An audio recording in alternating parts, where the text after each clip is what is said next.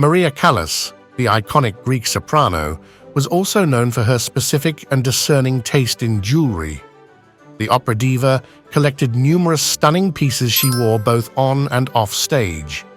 Though Maria Callas borrowed many jewels for key events, her grand jewelry collection boasted glorious gems that complemented the prima donna's elegant look. Today, we'll explore some of the most glorious pieces that played a significant role in creating her persona, from ruby and diamond pieces to costume jewelry adorned with Swarovski pearls. During her tumultuous life, Maria Callas has gained a special love for the creations of a French luxury jewelry brand, Van Cleef and Arpels. She never skipped an opportunity to visit their maison at 22 Place Vendôme in Paris. This lifetime affection started in the late 1950s when she tried on a diamond collarette set with a pear-shaped cognac diamond.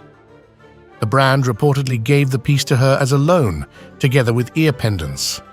La Divina, her nickname from Italian for the divine, was so pleasantly impressed that she repeatedly turned to the jewelry company. Van Cleef and Arpels' gold and diamond evening bag was made for Callas by her special order. Callas often matched an 18-karat gold and diamond evening bag with her signature sapphire and diamond brooch, cinq feuilles clip, also by Van Cleef and Arpels.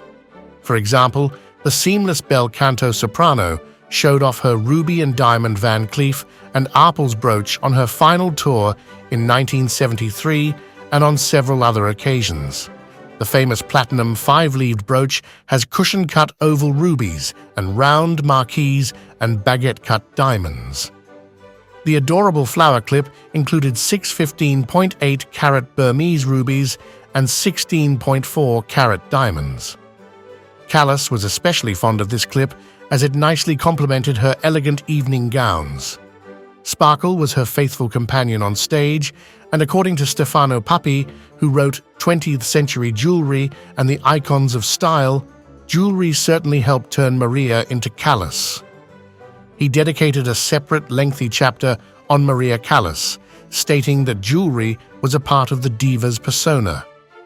Except for Van Cleef and Arpels, Callas owned many unsigned high jewelry pieces that are nevertheless attributed to a number of grand maisons. This way, she highlighted her success and created an image of power. When Maria appeared in one of her long dresses adorned with gorgeous Van Cleef and Arpels, Pharaon, or Cartier jewels, she inevitably caused a sensation. For example, the superstar arrived at a press reception at the Savoy Hotel in London in 1957, all in pearls and diamonds. Her important ruby and diamond set from the 1950s consisted of an adorable necklace, a matching bracelet, and earrings. Maria Callas wore the undulating ruby and diamond necklace after her stunning performance in Chicago's Civic Opera House in 1958. The set reflected Maria Callas's enigmatic nature since it is unattributed or unsigned. Different sources identify it as Harry Winston or Van Cleef and Arpels, and the exact information wasn't disclosed even for the Sotheby's auction in 2014. Apparently, rubies were one of Maria's most beloved gemstones. She loved them in necklaces, earrings, and rings. This ruby and diamond ring with the 1.06-inch head from her private collection featured 18-karat gold, a cabochon ruby, marquise, and brilliant-cut diamonds. The oval cabochon ruby is a focal point of this jewelry creation. Unfortunately, the brand's name hasn't been revealed, which didn't prevent a follower of Callas's talent from purchasing it for $17,000 at Christie's in 1991. Maria Callas didn't talk much about her jewelry collection. She perceived it as part of her public image, not a part of her. Gemstones weren't part of her inner life. It explains why her private jewelry collection might seem a bit chaotic. The superstar just picked what she loved the most at the jewelers, ordered memorable pieces from renowned brands, and got valuable gifts from her male admirers. Though the opera star wasn't generally prone to revealing the maker of her jewelry, one thing we know for sure. The first person who gifted the diva stunning gems was her husband, Giovanni Battista Meneghini, whom Callas married in 1949. Meneghini was a wealthy industrialist who guided Maria's early career. He knew the real impact of precious gemstones on the star image formation. For her triumph in Cherubini's Medea at La Scala in 1953, Maria's husband purchased her a ruby and diamond parure, comprising a necklace, bracelet, and ear clips. The set originated from Milan. Meneghini also gave his wife an emerald and diamond necklace, bangle, pendant earrings, and a ring for the famous 1955 La Traviata production at La Scala. The ring featured 37.6 carat step-cut emerald and baguette diamonds. Its maker wasn't disclosed either. Giovanni Battista Meneghini developed a habit of presenting Maria Callas with a fine jewel to celebrate her new role. It pleasantly surprised Callas, who started to experiment with mixing real and faux jewelry pieces. However, Luchino Visconti, an Italian filmmaker, theater, and opera director, didn't support such fashion games. He persuaded Maria to adhere to historical accuracy and authenticity on stage and give up on matching diamonds with costume jewelry, even if such experiments came straight from the heart.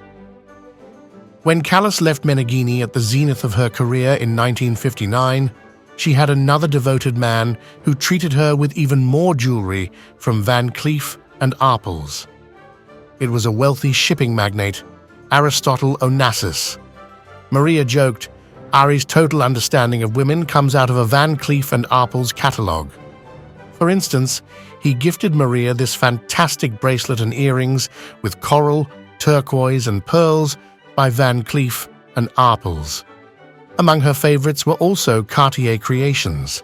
Maria Callas chose the French luxury brand for jewelry that reflected her personality.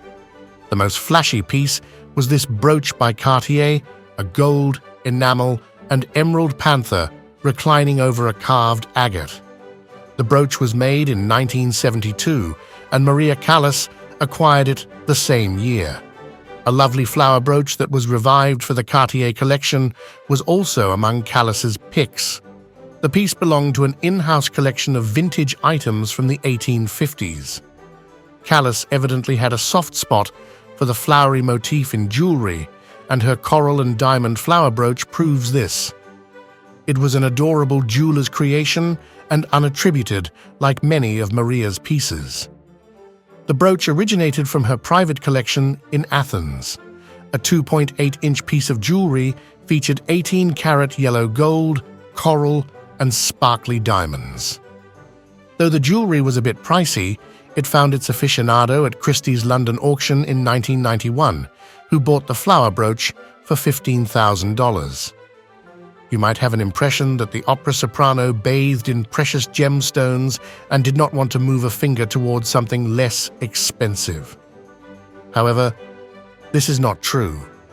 In this respect, Callas showed solidarity with Marilyn Monroe, whose iconic jewelry collection we have also reviewed. When Maria Callas was still a rising, largely unknown vocalist, she appeared at the Verona Arena to interpret La Gioconda in August 1947. For Maria, it was a make-or-break performance. She wore a small coronet of crystal and faux pearls with Swarovski stones by the Milan-based atelier Marangoni. The Marangoni creation brought great luck to Maria, who became a successful artist. As Callas was highly superstitious, she didn't end with Marangoni pieces set with Swarovski stones. Moreover, she insisted on their collaboration. From 1947 to 1965, Ennio and Antonio Marangoni, father and son, created jewelry for over 600 stage performances of Maria Callas.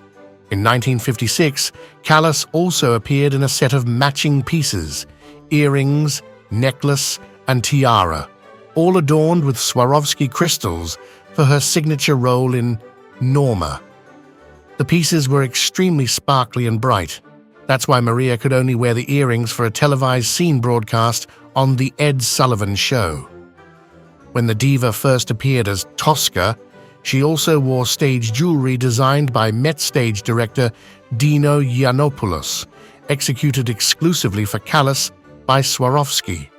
The set included a choker collar with blood-red crystal stones, a cabochon set corsage ornament in Renaissance style, and a crown set with precious multicolored Swarovski gems.